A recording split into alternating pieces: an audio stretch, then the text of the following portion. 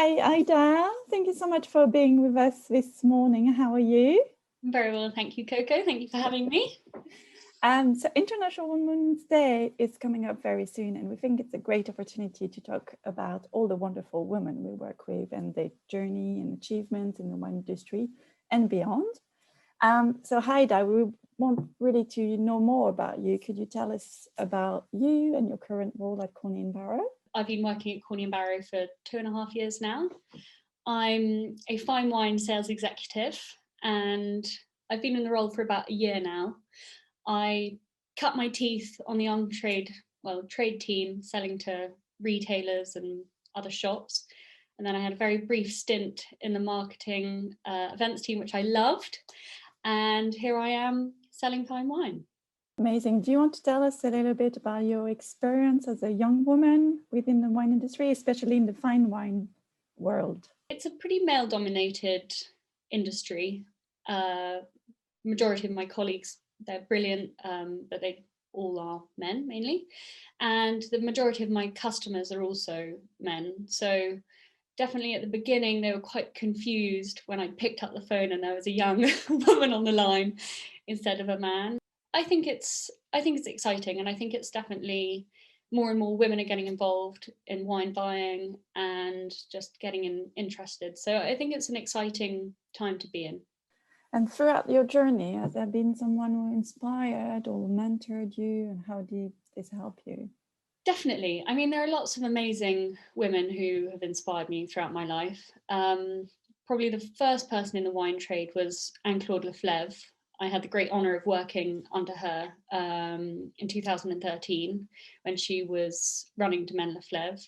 And I just was so inspired by her strength and her command of a business and just the beautiful wine she was making. On the Corney's team, there are some brilliant women I work with, and especially Rachel Donnelly, who was my first boss. She really taught me how to be a salesperson, not to take things too personally.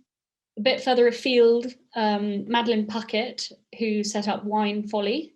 I think she's really cool. It's a very easy and not basic approach to wine, but she kind of simplifies the quite complicated terminology associated with wine and illustrates it really nicely. And I think that is a really cool and exciting thing she's doing.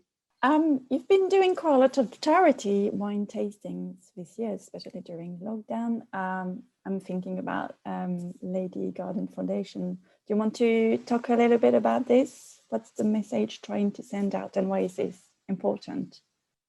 At the beginning of lockdown, my friends and I were really struggling with things to do that weren't a pub quiz. Wine is a fun thing you can drink by yourself or with a group of people. So my friend and I, Paige, have started doing these wine tastings. And it's a way for me to connect with people who are far away, and also to do that approachable and unintimidating way of dealing with wine. And charities have really been suffering at the moment. They raise so many funds through events and fundraisers. So it's just a way of kind of raising awareness on that front, especially for the Lady Garden. They raise awareness and funds for gynecological cancers, which are quite often taboo and really hard to diagnose. And they do amazing research. They fund research at the Marsden. And my dear friend Emily, very sadly, has ovarian cancer, and they have been very helpful with her, and she is directly benefiting from the drugs that the Marsden have been researching. So it's really close to my heart, and to combine wine with charity, it's really exciting, and I feel very honoured to be able to do that. Question for you. Imagine you stuck at home during a pandemic. Things like will never happen here. What would be your go-to red and white wine to survive? Survival kit. Ooh, it's hard.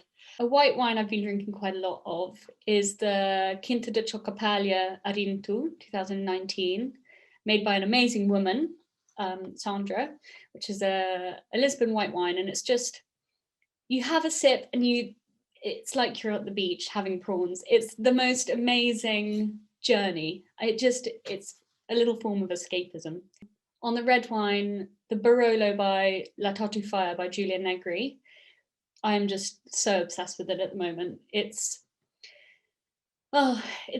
just heaven in a glass. And she again is an amazing, young, exciting female winemaker that I'm really proud that Corney's worked with. Really nice, 2 examples of women we're really proud. I mean, we've got so many winemaker or women in the wine industry that are doing a wonderful job. Yeah, these 2 are especially very good example. And Sandra Tavares will be with us in an event on Friday, 5th of March for a tasting. So we're really excited about that. Last question, what's your plan for celebrating women on the 8th of March? I'm very lucky to live with 2 amazing women. So we will likely be raising a glass or 2 of wine to all our friends who we can't be with, and to all the women that inspire us. Wonderful. Well, thank you so much, Ida, and see you soon. Thank you, Coco.